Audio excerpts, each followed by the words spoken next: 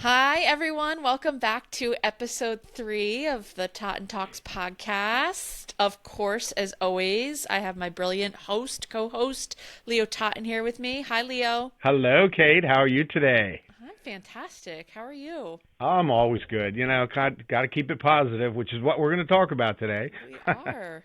I'm really excited for today's topic. I think it's a subject that's really near and dear to both of our hearts, that had a really big part of both of our personal and professional trajectories as athletes, weightlifters, and then coaches. It's a lot of what we both instill. It's what you worked with me on a lot in my lifting days. But yeah, tell us a little bit about mental training and why we're talking about that today.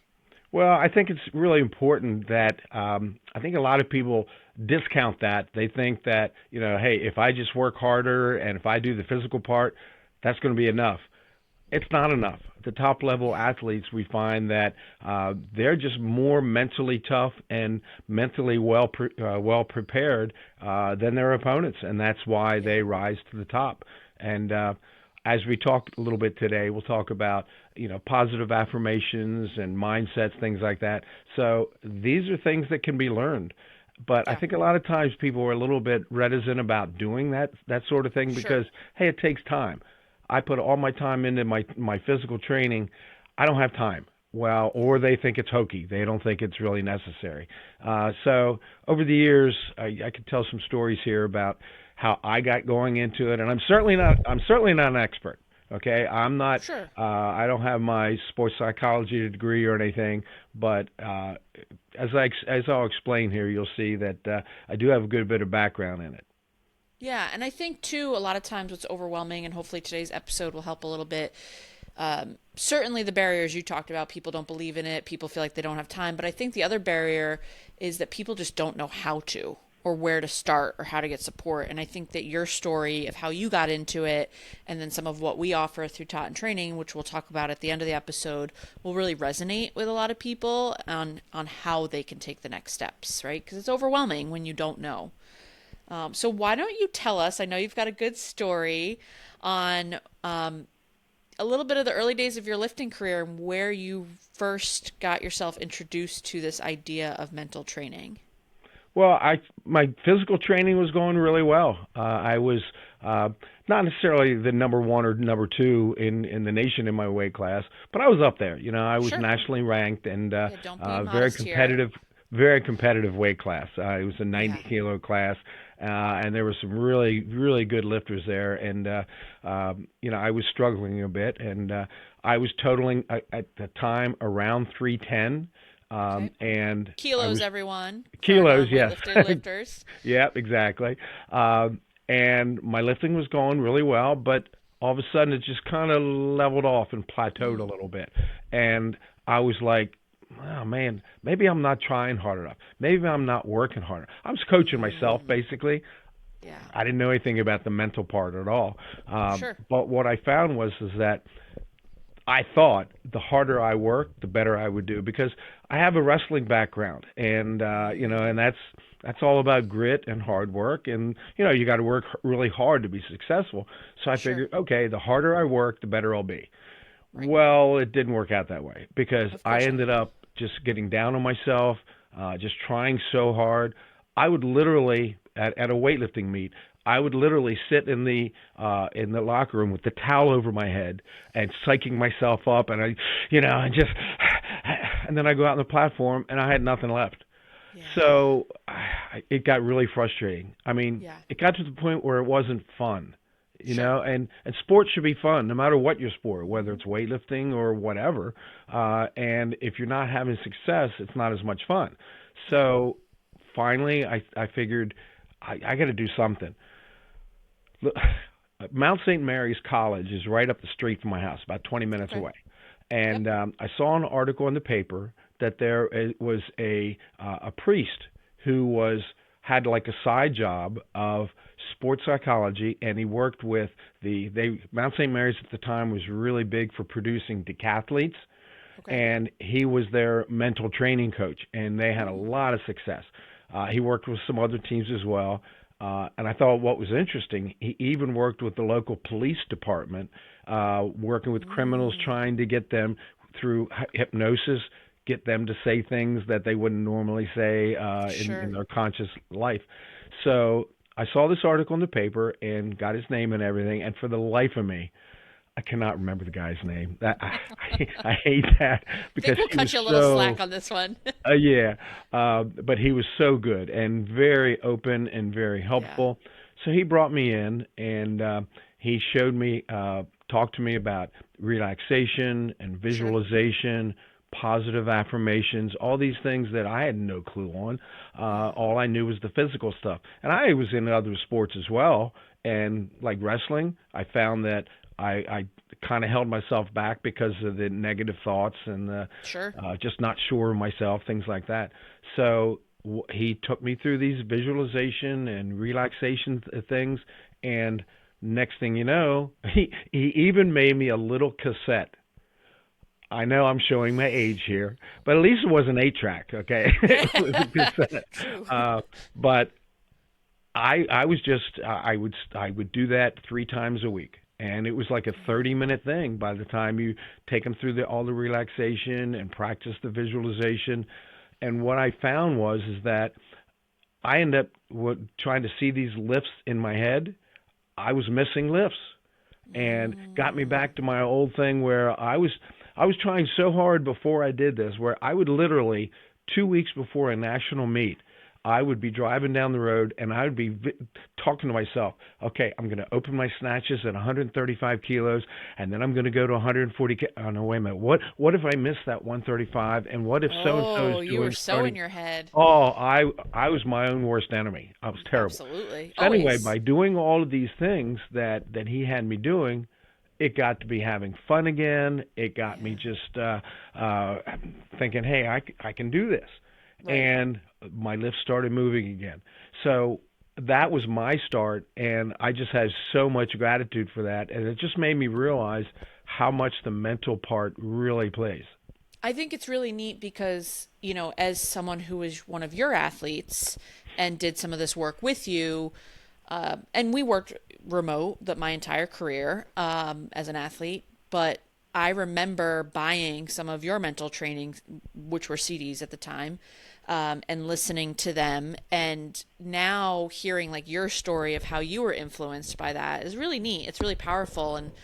And and then now to this date, like we've also learned that there's so many other types of mental training and different types of people respond to different things because it's really all about settling that nervous system and getting yourself at a level playing field. And some people respond better to self-talk, some people respond better to visualization, other people respond better to somatic stuff and moving their bodies and music. And it's really been fascinating to kind of deep dive into this with you throughout the last 10, 12 years as both an athlete and a coach.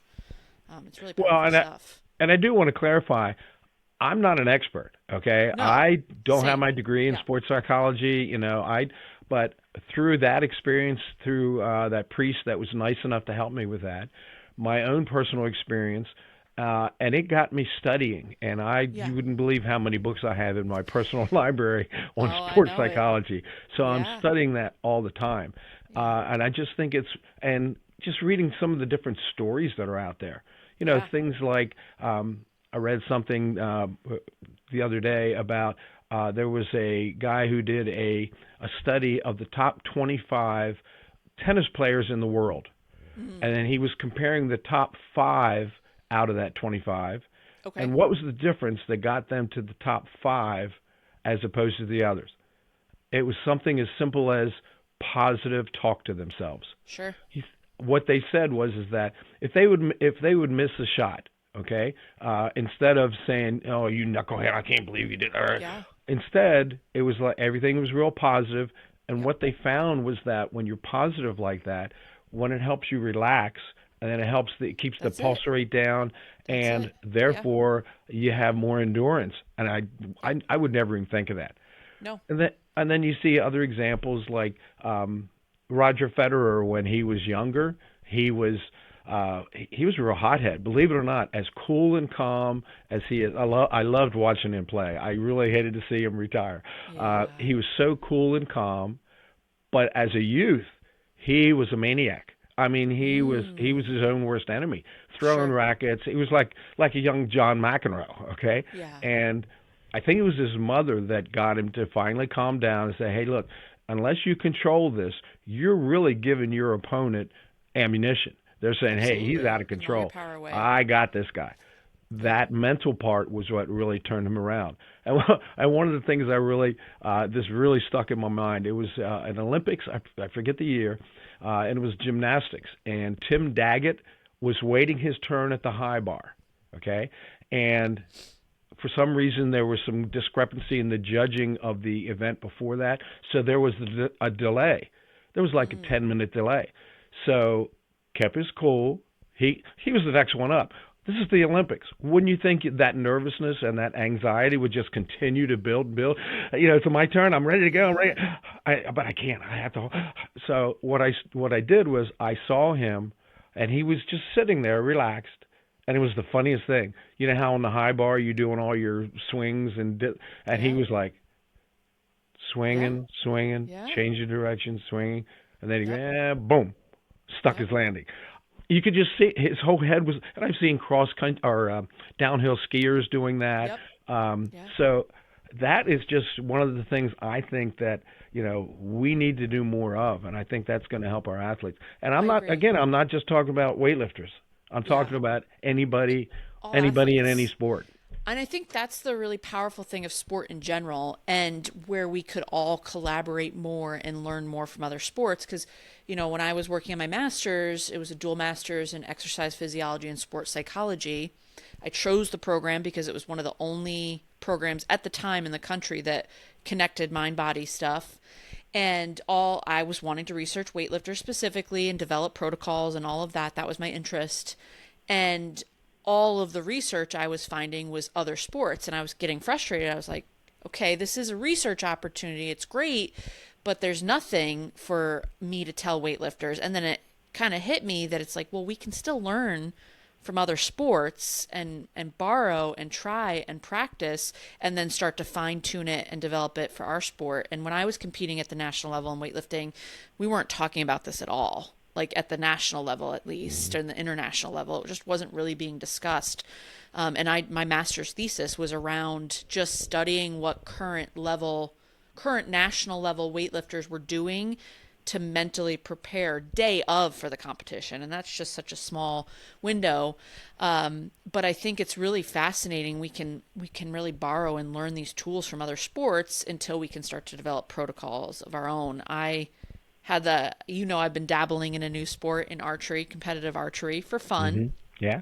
And it's been amazing how much I've been able to translate from all of the mental training I did in weightlifting immediately over into the mental training in archery. And I haven't been hitting some of the barriers that other new archers hit because I already have all these mental reps under my belt in my old sport, my sport, right?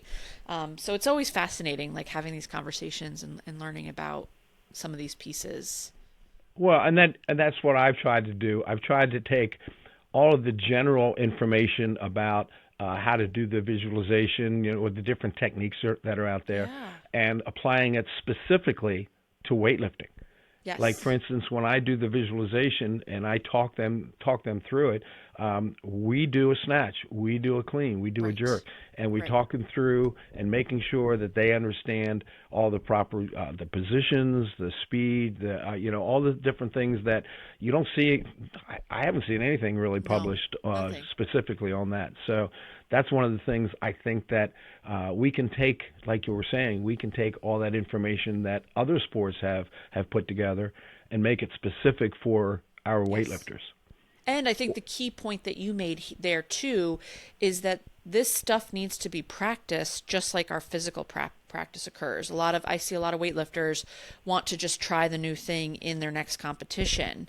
And, when I'm doing mental training work with weightlifters, a lot of what I'm doing is putting together mental training practice plans for them, right? They're practicing, they're creating a routine, they're creating a rhythm so that when they are in the competition setting, just like we do the physical preparation, they've already have that mental preparation. Their body recognizes those practice reps and immediately settles into that comfortable routine that they're familiar with. It gives them a sense of safety, stability, all of those things. Yeah, and I think coaches need to be careful too, though. Like you were saying, you don't want to try it the day of No, the competition. that's This right. is like, you do your physical preparation for the competition.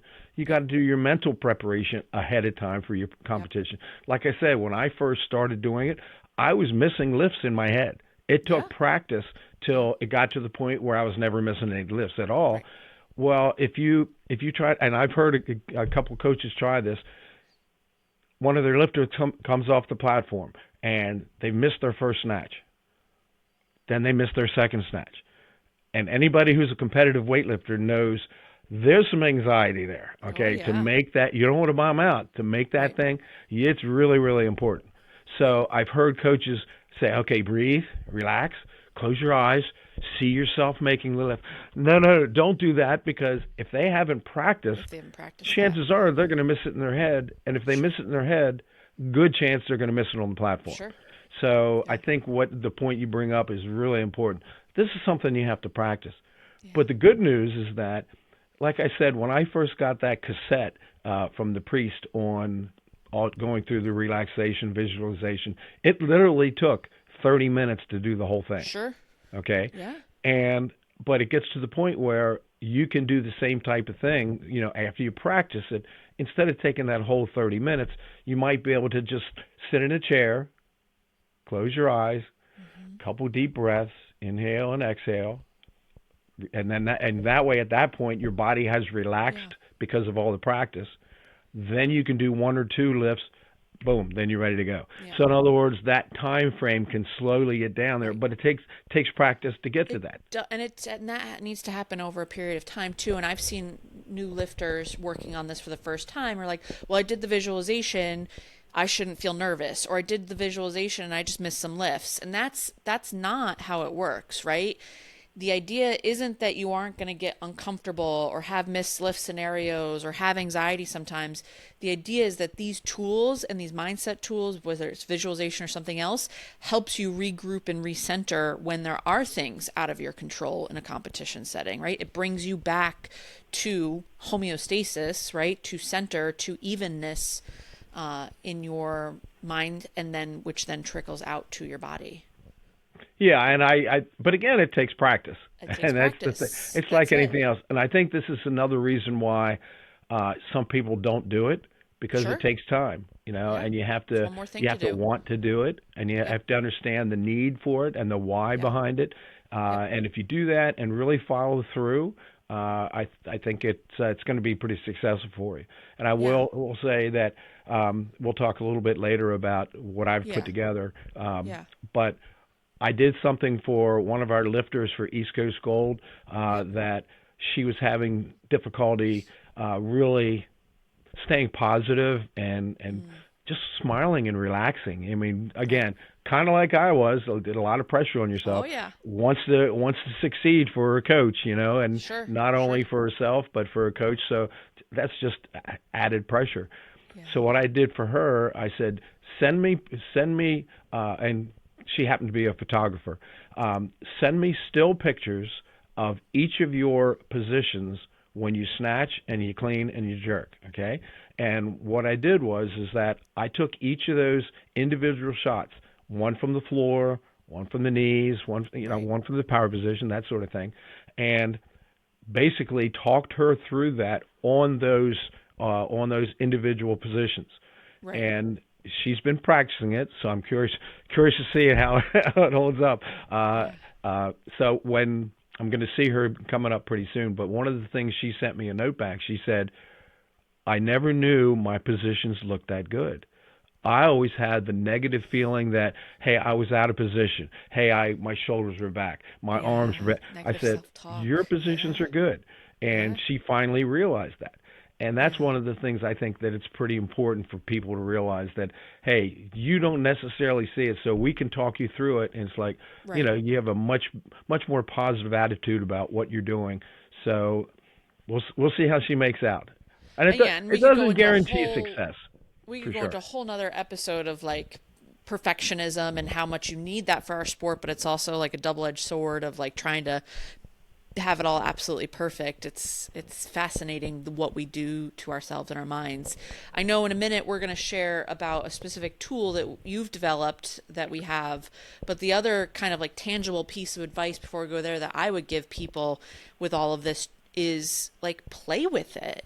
Play with the mental training side of it. Like try different things, try things on and see what doesn't feel good for you. You want to lean into your edges of discomfort, but we talked about in the very first episode of our podcast how it took a while for me to figure out that I needed to like be a little bit more silly and dance and move a little, and that was part of my mental training and my preparation. I need to actually get out of my head. So visualization isn't so good for me because it just puts me in my head too cerebral and too analytical. So really give yourself permission to try some of these different tools. We're going to offer you one way to do that shortly, but really give yourself permission to be curious about it. See how self-talk feels. See how positive self-talk feels. See how the visualization feels. See how different types of music. You don't just have to do the screaming pump you up, jam you up music. Maybe that might Headbanging. actually be too much for your nervous system, right? Maybe classical, maybe children's music. I don't know. I've heard some really cool stories of different things people use, but it's this idea of going in with this openness and a willingness to get to know yourself and what you actually need.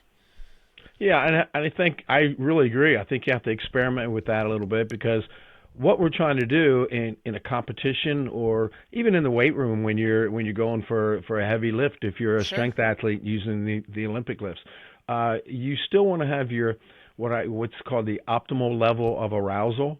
Okay, so some people Yes. need to be really pumped up. Some people Yep. need to stay as calm as possible. And I think that's one of the things, that self-discovery that you're talking about, I think is Yes. really important.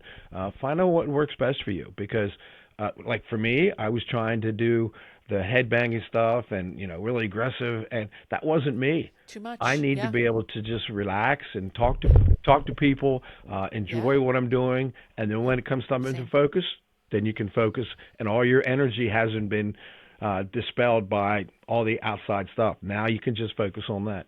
Yep. Just just a little story about I had a guy one time. He was a junior lifting in national junior championships, and real good kid. I mean, went to the Naval Academy. I think he's flying jets now. Really sharp kid. Sure. He was only 17 years old at the time, and he was in the warm up room, and another coach and one of my coaches, they were just talking back and forth. They were sharing lines, exchanging lines from Monty Python, and I was just cracking up. I didn't know all those lines, but those guys did. It was back and forth, and I would say, okay, stop, take your lift. Okay, coach, focused, got it Yep. done, and then go back and start yakking again. Yep. So, and then he did that for even out on the platform. Yep. Find out what works for you, That's and it. your silly dances when you did that. I'm thinking, okay, I don't know this girl, I don't but know it her, worked. but But it it worked. worked. I Okay, sure so did. Worked really I well. just walked away. I said I don't want to be associated with that. No, They'll you think loved I'm it. a weird coach or something. We already do. Um, It's all good. but again, it works. And Yeah. but again, you got to experiment a little bit. Find out Yes. what is your optimal level of arousal. What actually gets Yeah. you going. That's it. So. So let's share with everyone before as we wrap up here. You referenced the cassette tapes from your guy. I referenced the CDs that I bought from you, and we have since, or in the process of upgrading that through Totten Training, I'm an old right? fart, but we're We're thanks to dragging you you, along. and I get a lot of help. Yeah, because what I did was I put together. It's called Mental Training for Olympic Lifting, and it's an audio Yes. download. And the Yep. reason I say it's for Olympic lifting is that I designed it specifically for the Olympic lifts for weightlifters as well as athletes who use the Olympic lifts as part of their training. Okay, Yes. because they go through the same thing that weightlifters do. Yep. And I always say, you can either train as a weightlifter or train like a weightlifter. So if they're an athlete that's not necessarily a weightlifter, they can still train like a Sure. weightlifter. So the techniques are the same. And I've seen a lot of a lot of athletes in other sports and like on different social media, and you'll see like a gang of I'll use football as an example because this is usually where it happens. One guy's doing the most ugly power clean you've ever seen, and they're around cheering and cheering. That's not what we're talking about. We want to Right. try to refine their techniques. So that's one of the things we do is focus on each of the positions. Like I did with that girl, from the Yep. floor, from the knees, power, and we want to try to make their technique as effective as possible. Doesn't have to be perfect. Now, my weightlifters, I want their technique as perfect as possible. Sure. Athletes using the skills that we do has to be effective, that it's actually doing what it's supposed to do. And that's I think a really good purpose of what we're trying to do with the mental part here. Yeah. So yeah, we've gone from cassette to CD, and now we're going to an audio download. So That's it. this will be available coming out pretty soon. So keep an eye out for it. Yes. Yes, this our goal is to have this available by December on the website. On our shop page, currently if you go to the shop page, you'll see the CD files still available for purchase. I would say hang tight, don't grab those yet. We're going to pull those down and we're going to put lost my headset. We're going to put up the audio files for anyone, and it'll be really seamless. You'll order it and you'll get a link sent right to your inbox with how you can download those and listen to Leo's entire mental training session. And this has been proven to be a very successful way Yeah. of really getting control of to Absolutely. really get in control of all of your mental capacities that you didn't even know you had. Sure. So Yeah. that's what we're trying to do, trying to That's help what it's out. all about. Not, and this will help the physical part as well as the emotional part, but it takes a little practice, and this is an avenue to do that. Yeah.